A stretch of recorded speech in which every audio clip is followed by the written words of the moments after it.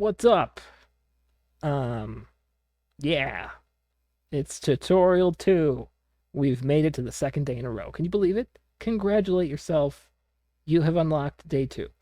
All right, so what did we talk about yesterday? We talked about driving a cylinder through a cube. But we also talked about that Reddit thread where the guy did it with a cylinder that had a bajillion sides and why that top face, well, why the whole thing kind of exploded with the turbo smooth, right? It just doesn't work. You have to make sure that your topology is broken into quads and tries, or uh, you know, more efficient topology. Instead of a side with 50 edges or more, just four-sided polygons. Very easy. But today we're actually going to talk about what we talked about yesterday, but a little bit more in depth, and that is smoothing groups. We unofficially talked about it yesterday. Let's kind of dive into it today and see what happens. So smoothing groups is basically patches of polygons in a polygon object that you would smooth together. So let me give you an example here. I'm going to pull up the whole software here, and let's plop a cube down, okay? So you got box. Make sure you have cube selected, all right? And let's just turn on your snapping tool. Just pop it right in the middle, okay? Let's go like that. That looks great, okay? And so we're going to pull this down, get it right in the middle. Right now, if we were to go into the editable poly, and make sure you add editable poly modifier. Don't right-click convert to. That's going to get rid of the stack, and you want the stack, okay? So no right-clicking. Let's just add the edit poly modifier. We're going to go into this, and then we're going to select faces. I accidentally picked that border. We don't want that. So if you click here and you look at this menu on the far right here is the smoothing groups menu. If you select each face, you can see that a different number highlights, right? And that means, let's get that right in the middle. That's a little crazy. And that means that they are going to be smoothed together in a group. Believe it or not. Oop, that kind of moved pretty quick there. So again, if we select each one, it's going to represent a different group, okay? And that means when you smooth it, they're going to be smoothed together. So I can show you this by, let's just get out of edit poly mode, and let's drop a turbo smooth on top of it. Now, when you drop a turbo smooth on without this checkbox of smoothing groups, which is what we're talking about, it's going to smooth the entire object together. It's not going to worry about those independent groups. If we check this on, what do you think is going to happen? Well, we saw this polygon, or this object, each side was a separate smoothing group. So let's turn the turbo smooth back on. This eye, by the way, over here, this turns it off and on, right? So real quick. So let's check this box. What do you think is going to happen? Bam. Perfect cube, right? Because each side has a separate smoothing group number attached to it. So right now, turbo smooth is averaging and dividing each polygon by 4. Okay, it's multiples of 2. That's just how the software works. It works really multiples of 2 or iterations of 2. What's the word I'm looking for? It doesn't matter what I'm looking for. So if we drop this down to 0, it's like we don't have a turbo smooth, right? So if we turn the turbo smooth off, no difference. So let's bump it up to 2. Oh, that was way too many. Let's go back down. Let's go to 2. Actually, let's start at 1. We're going way too fast here. Okay, so that single polygon on that side, let's just navigate to this side. This single polygon on this side turns into 4, okay? So you can imagine if we up the iterations, how many it's going to turn into next. Yep, 4 by 4, and then 8 by 8, and then 16 by 16, 32 by 32. So it's getting way more complex, right? It's just subdividing the polygons by 4, and it's averaging the edge. Now, this is adding extra edges. They don't exist in this object, okay? It's being added by turbo smooth. If we were to add another editable poly on top of it, and let's, I don't know, select a face and pull this out, well then, yeah, now we can modify this, right? We can do whatever we want to this cube. But until we added this edit poly modifier, these edges don't really exist, right? They only exist in modifier only. But let's get back to the turbo smooth. So let's go back to our cube here and just verify. These are all separate, yep, all separate. Oops, I have this other edit poly still selected, so it's freaking out a little bit. So let's get rid of these. We'll just delete them. There's a little garbage can right here. Bink, bink. And hit this guy. And again, all different faces. Oops. Notice when you select them all, since they all have a separate smoothing group, there's 6 sides. So, of course, it's going to have 6 smoothing groups. Okay. So, let's, how should we do this next? Let's make a custom object, and we'll show you how smoothing groups work with that. So, we're actually just going to can this object. Let's get rid of it. Let's make an object. We're going to go with a plane here. And let's just go like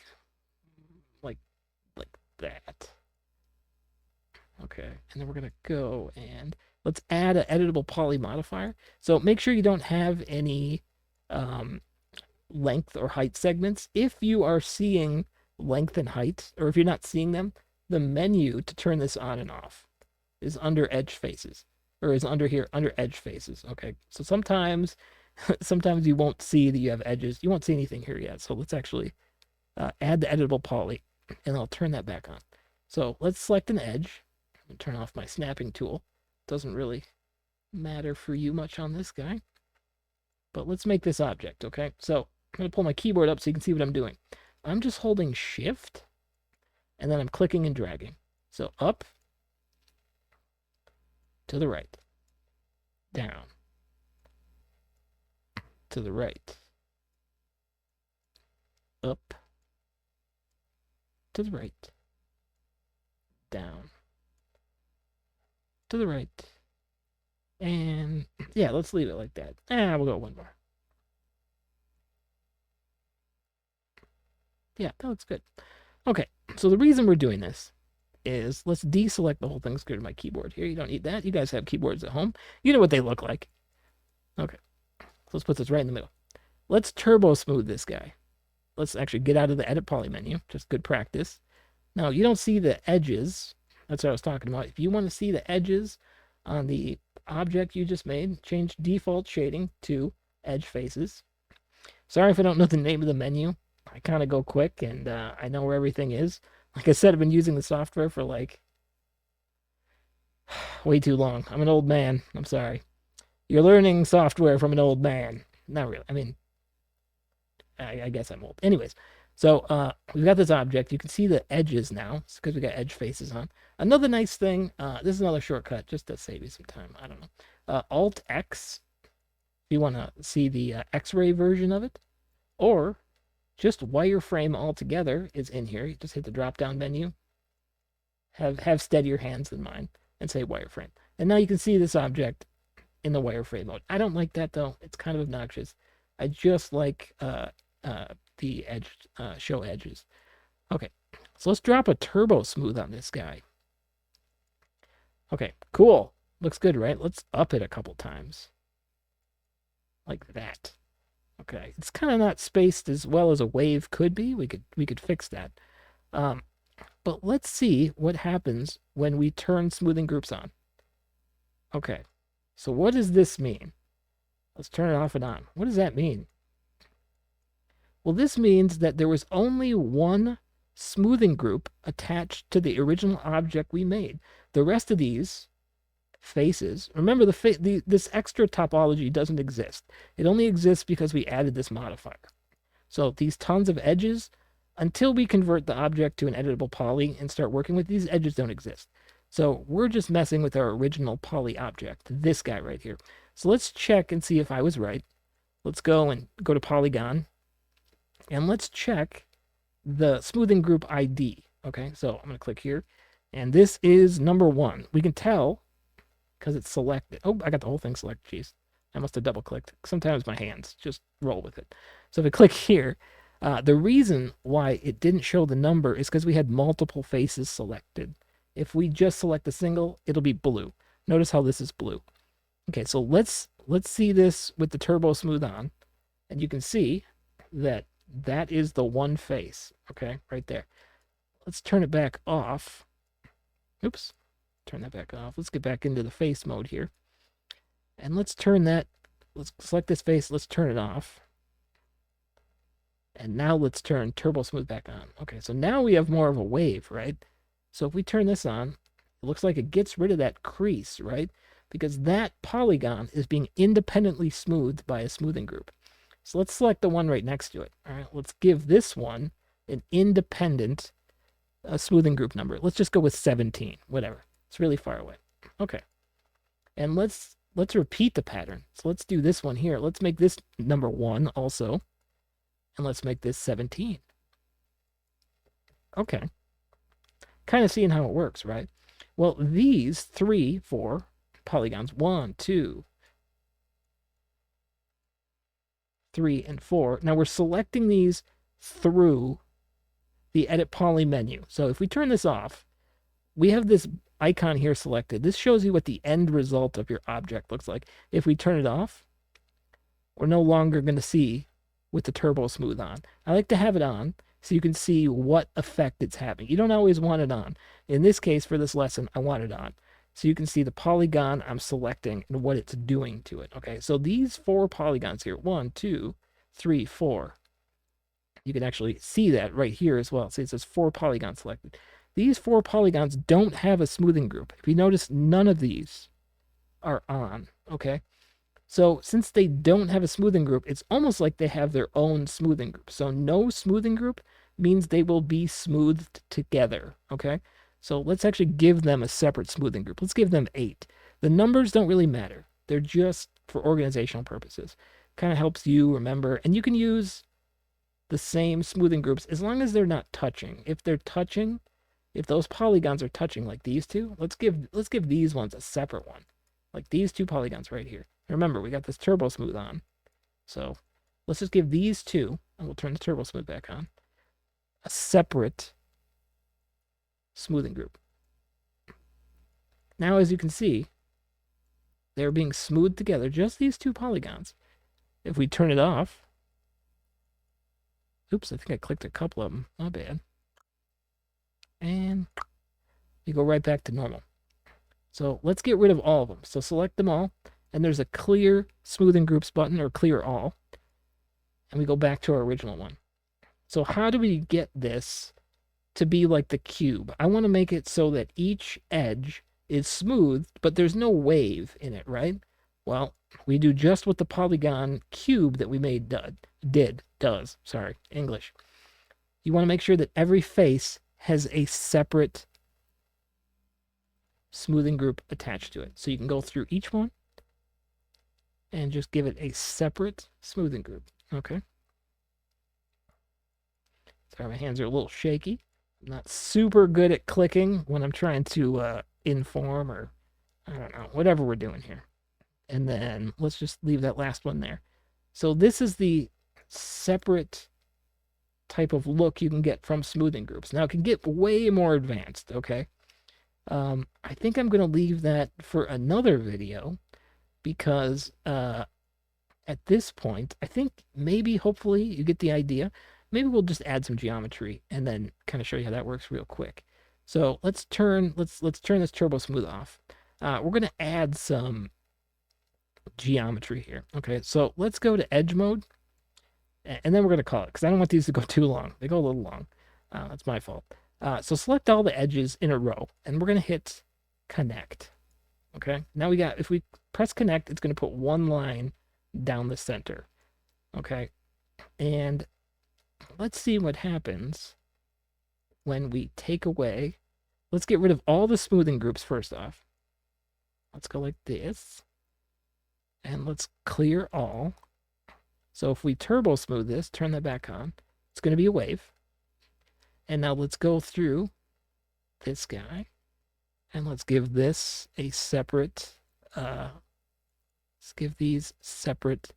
It doesn't matter really what number. As long as they are separate, it's not going to cause an issue.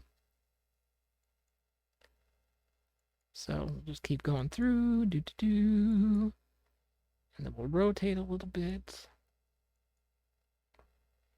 Let's go with 9. You know, all that type of stuff. Just make sure they all have different numbers and that the numbers aren't touching. Couple more, 4, whatever. And the last one, let's just click that one. Okay. And let's turn off edge faces here so we can really see the difference in the topology, right? So this is the same object smoothed 2 different ways. Okay, so we've got it smoothing each individual polygon on this side, but on this side, we've gotten rid of the smoothing groups, so they smooth, softly, I guess would be the correct phrase. I think that your experimentation will take you quite a ways with this. The practical uses is for creasing objects. Think of things like bottles or cans or clap your hands. That's a stupid joke. Just think about objects around you that have very sharp corners, things that are manufactured, and then think of things that are very rounded. The difference here is those creasings, right? The creasings kind of make it seem like things are either more manufactured or more organic. So I'm not going to go much further into this. I think I'm going to call it here with my pink little sheet. And I think that's all for today. I think you should definitely mess with smoothing groups more to get the idea. Remember your panel. Just make sure each grouping has a different number and make sure they're separated from the other ones. And if you don't want any smoothing at all, don't worry about it. But definitely in your turbo smooth, you need to have smoothing groups on or it's not going to do anything. I think that's really it in this case. I don't want to like go too much. I think I'll do another one and I'll extend this one. Maybe I'll make a bottle or a vase or something. Something pre-prepared. I don't want to model the whole thing in front of you, or maybe just a little bit of it. So I think that's it for today. So I'm just gonna pop this back open and say my goodbyes. I don't know why I need this terrible thing underneath me. I am an industrial designer. I think it's cool. It's a cool name. I don't know. It's better than, I don't know, Polygon Shuffler. I think that'd be weird. I think you'd have to explain yourself in public quite a bit. You're a what shuffler? That was really dumb. But it's over now, so whatever. I'm gonna put up my my handles here. Hopefully you can still hear me. I didn't do that yesterday. If you want to see my cartoons, just go to Barbaric Melons. If you want to see more tutorials like this one that I'm working on right now, just go to Barbaric Melons Live. I'm going to try to do some live streaming soon with my modeling. I'm working on some stuff. And I'm going to keep making tutorials. I hope they're helpful. I know this one is a little simple. It's kind of early in the modeling course. These are kind of fundamental things, but I want to start with those, and then we'll kind of build on them and see where we go. So if you liked it, let me know. Otherwise, we'll see you in the next one. Thank you so much for watching.